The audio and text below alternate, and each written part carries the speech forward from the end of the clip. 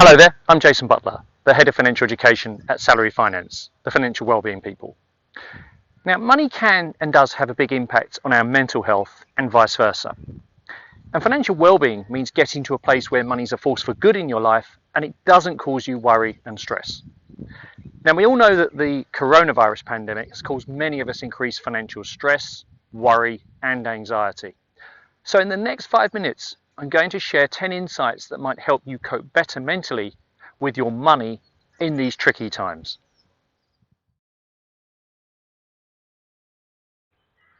It's easy to have thoughts that assume we'll have the most extreme outcome.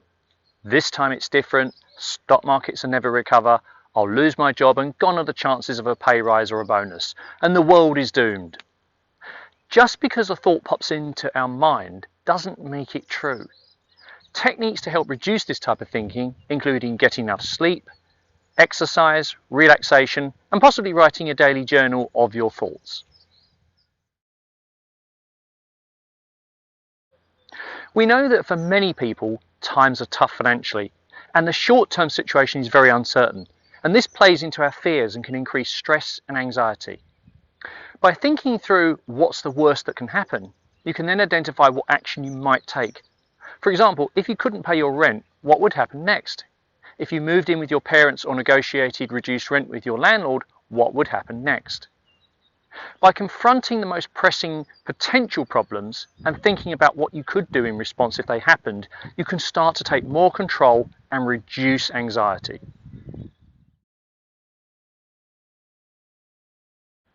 Studies show that people who are less motivated by or focused on materialism, buying things for immediate reward or to please others or get their acceptance, generally have higher financial well-being.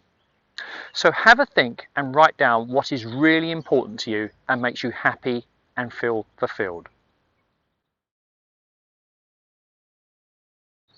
Similar to the previous point, when you don't earn or spend money to seek validation, acceptance or approval from others, you can avoid overspending or getting drawn into marketing that makes you feel inadequate, sad or angry, and more inclined to spend money on unnecessary things.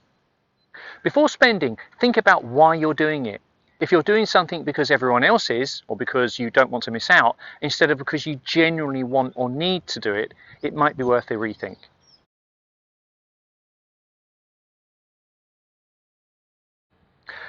Research shows that we often make poor financial decisions when we're feeling very happy or particularly down. We can be overconfident or overly cautious, depending on how we feel.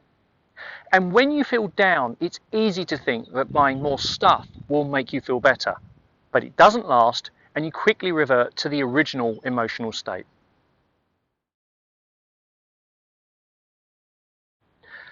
It's easy to give too much importance to what's happening in the here and now, and not to see it in the wider context.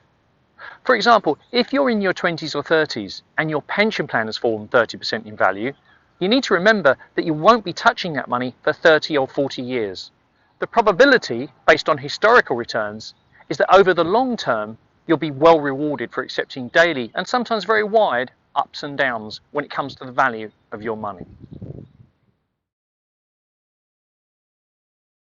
Whether it's obsessively watching the news, binge watching movies about pandemics or crises, or virtually socializing with people who are causing you to feel anxious or negative, what you give attention to in your life can greatly affect your mood and ability to make good financial decisions. Now, I'm not suggesting that you put your head in the sand and be in denial about the current reality, but that you should try to minimize your exposure to overly negative stories and messages. Our money beliefs influence what we spend on non-essential things and how we make money decisions. If you can replace negative money beliefs, for example, I can't control my money, to something more positive like I'm aware that I need to be strong and more aware of what I spend my money on, that will help you. Reframe the belief to be positive and empowering and stop undermining your confidence. The more you can look beyond your own needs, wants and desires, the more you'll realize that you're part of something bigger.